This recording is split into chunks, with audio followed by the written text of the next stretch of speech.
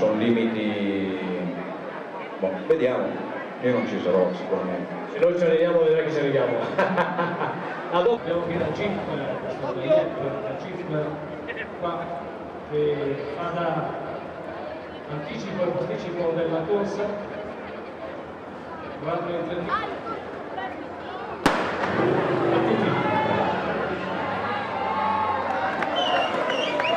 Puttana si dice.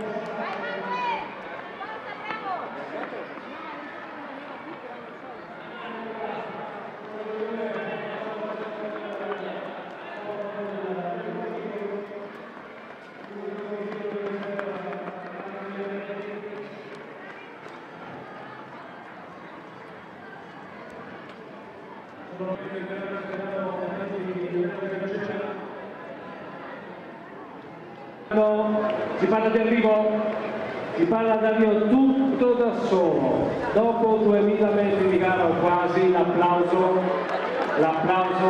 461 e Marco Annesi, Atletica Clarina al secondo posto, 482 Brino Casali e con 499 Valerio Villa al quarto posto il 478 città di Marco Filippo e via via tutti gli altri.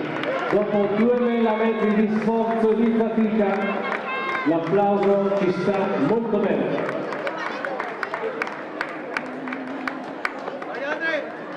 Ancora dobbiamo accogliere tutti quanti dal primo all'ultimo questi atleti.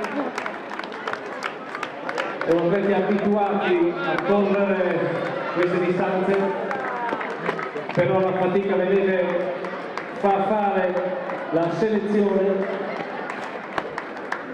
ma non è finita, sono tantissimi gli atleti iscritti.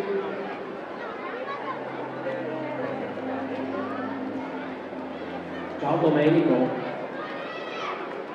Applausi ancora per questi sprint, vedete, non ne hanno mai abbastanza, ma non è finita con gli arrivi.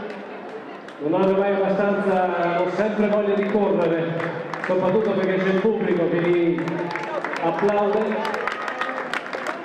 Bravi, ancora atleti in arrivo agli ultimi 100 metri vicino al portale targato Cassa Rurale di Trento, Banca di Credito Cooperativo, mai sponsor della manifestazione Giro Podistico Internazionale Città di Trento. In via Belizzano, come vedete, c'è la sede del CONI, Comitato Olimpico Nazionale Italiano del Comitato Trentino, con il presidente Giorgio Torre che probabilmente verrà a farci visita più tardi. Atteso anche il presidente della FIDA Trentina Giorgio Malferra è in questo momento impegnato ai campionati italiani cadetti a Borgo Massulana. Ma quanti sono? Corsa? Tra poco la premiazione dei primi tre cadetti. Ale. Vediamo chi va a concludere la corsa. È il 465. Un applauso particolare per Martino Carrobbi dell'US 5 Stelle. Voilà!